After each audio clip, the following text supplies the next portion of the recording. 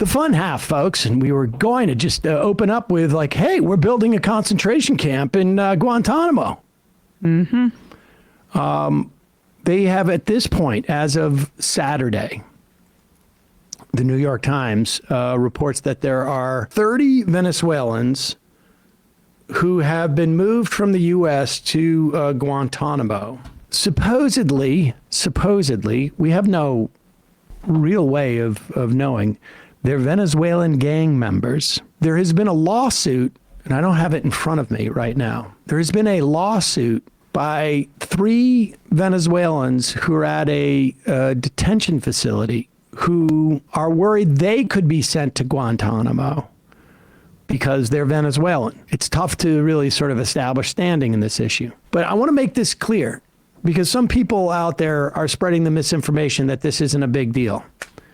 We have never, ever, ever sent anyone to Guantanamo from the United States. It is a very different, as a practical matter, I don't know how much of a difference it is. Nobody cares like, oh, I've gone from Georgia to Guantanamo as opposed to, I don't know, Afghanistan to Guantanamo. But when you step across the border into the United States, there are certain laws that are afforded to you.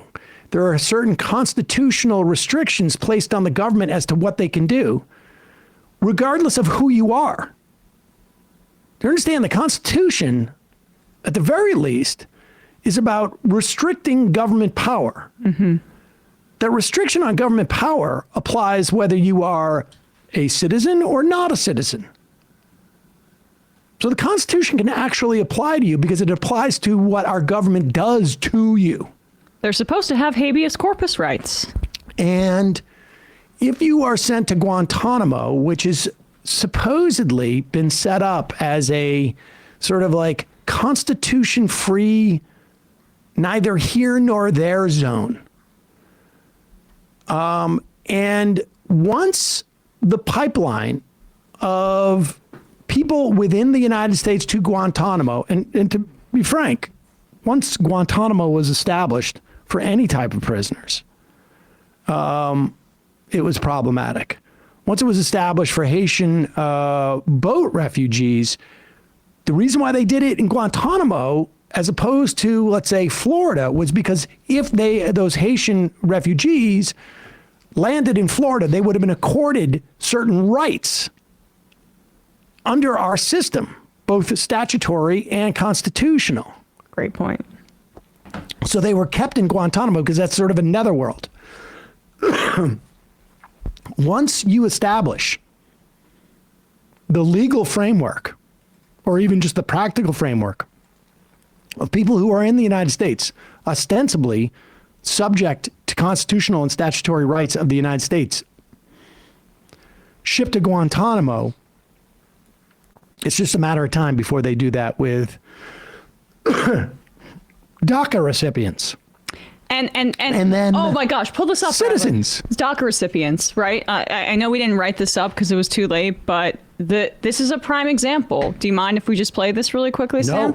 No. Because it's an update to a story. First of all, your point's exactly right. And, people give the example of how Guantanamo Bay was used to process largely Cuban and I think Haitian migrants under the Clinton administration. I'm sure those conditions were horrid. And if it were happening under a Democratic president today, we would criticize it as well. But it's a whole different step of what Sam is describing than using that to basically transfer people. But I had headlined this a few days ago. There was a middle school science teacher in Miami-Dade County who was a DACA recipient who was taken by ICE. And there was not necessarily an understanding, well, what's going to happen to this man? Now we know. Federal government deported a Miami-Dade teacher a couple of weeks ago, and it was before President Trump took office. NBC6 politics reporter Hatzel Vela joins us live with the latest. Hatzel. Jawan, Jackie, we're told that this is a young science teacher, had been in the country about a decade. It's important to note here, though, that this teacher was not arrested at the school today. We're being told that he's been deported to his native Honduras.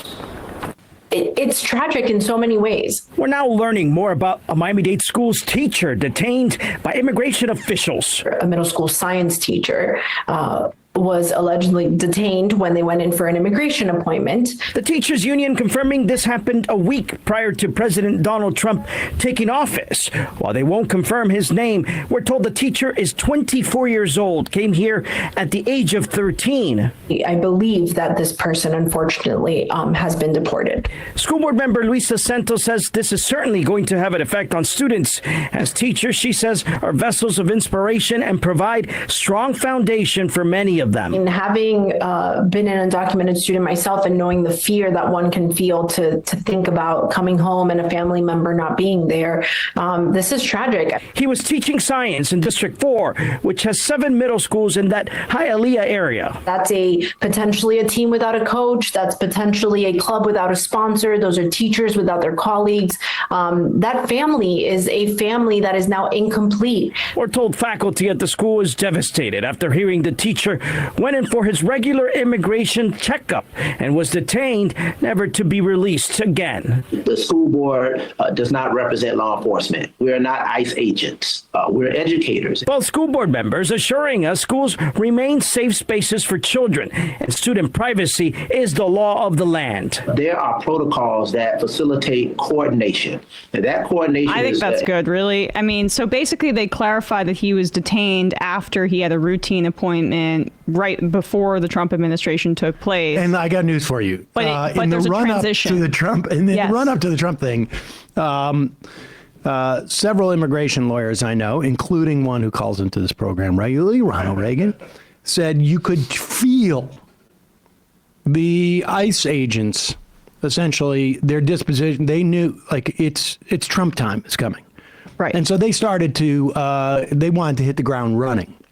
And the actual act of the deportation seems to, at least according to the reporting that I'd seen from the Miami Herald, because that had broken late last week, that decision seems to have been made under the Trump administration. And again, he came to the United States at 13 years old. He was a DACA recipient, which is a legal program. So the Trump administration under ICE made the decision to deport this man, and we're still having a lot of figures in the press, and like really the Democrats are not challenging this notion, claiming that this is targeting criminals. A blaring sign for Democrats after ruling halts DACA. This is in July 16, 2021. All immigrants and advocates are urging Democrats and President Joe Biden to quickly act on legislation. Democrats had the tie-breaking vote in the Senate. They had the House. They didn't do it. Nope. Couldn't expend their energy on protecting DACA recipients. Hey, folks, don't forget to hit the subscribe button and check out our daily show. We do it every day at 12 p.m. Eastern for about 2.5 hours. We even take phone calls. You should check that out.